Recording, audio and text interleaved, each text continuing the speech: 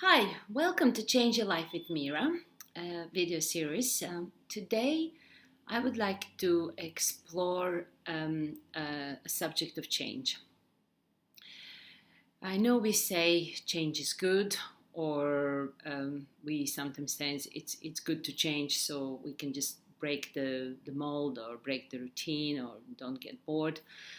But in all honesty, I'm sure we all find change really hard. And my experience with change is I didn't want it, but I didn't feel comfortable with it. But my life has been through so many changes now that I learned to actually welcome it. And I learned to watch the signs when I'm resisting the change. I will give you an example, which is funny now in retrospect. I came to London about 22 years ago, basically being made by my sister, my amazing older sister, saying, "Look, you know, our country's just been through civil war. I come originally from Serbia, and I was doing three jobs. I was a chemical engineer at the time, and I was not just barely making the ends meet. We were really, really, really hard. So my sister thought I could possibly do something more with my life, and she literally pushed me into the process of change, of completely changing my life, and being uprooted from a comfortable home where I shared with my parents, down to coming to London to study in amazing business school, which I was very fortunate to get a place in, and that was actually a change that I didn't want, but it kind of sprung onto me. And in the first few weeks of the course, of the business course, I had to meet the group members, and the business school very smartly put us together based on our, different nationalities and, different work life experience. And we had to actually make our team bond. There were seven of us from all over the world, and more importantly, we had to bond and adapt so we can produce a very good teamwork and coursework. 50% I think of our marks were teamwork, and the other 50 were individual work. So I will never forget, and my good friend Matt always reminded me how I stubbornly refused to adjust to some team dynamics. And in fact, the famous words that we still quote, like over 20 years later, is that I said to all of my group members, "I'm 28 and I can't change." And I keep refusing to kind of contribute or to adjust to this group dynamics. And I wasn't the only one, I'm sure, but I can now share with you the process that I've been through.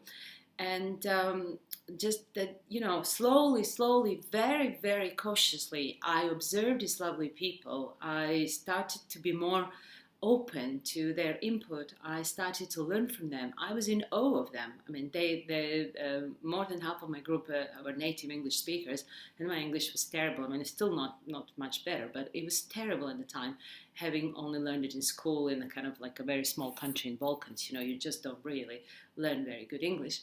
And this is why I didn't want to change, because I was afraid. I was afraid to look stupid. I was afraid to say something that is wrong.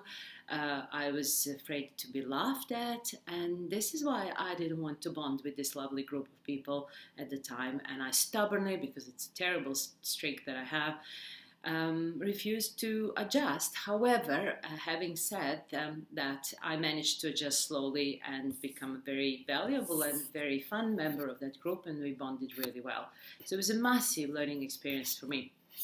One thing that I had to change quickly was to improve my English, because one of the first emails that I sent to my group was saying, "Thank you for your massage," instead of "message." So that actually made me so embarrassed very quickly, and I realized, there you go. I didn't want to look stupid, but I looked stupid. So very quickly I had to change my English. This is just one of many, many uncomfortable but also funny experiences about the change that I had to go through. So what I'd like to share with you is that the only reason, or the main reason, we resist change is because we are afraid. And what we are afraid of is of the unknown, what this change is going to bring to us. It's natural, it's human. I mean, I'm the same as you. I don't really, I like to stay, with the same hairdresser, with the same dentist, with the same local food, producer, with the same friends for many years because I feel comfortable with them. But what I've learned in life is that if we just open ourselves a little bit, a tiny little bit, to the possibility to try something different with an open mind, without judgment, without fear, we could be really pleasantly surprised. And then that new, either lifestyle choice or the work we're gonna embrace to do, or a new skill that we're gonna try to do, to learn, is actually when we get to be comfortable in that new state, we feel so good.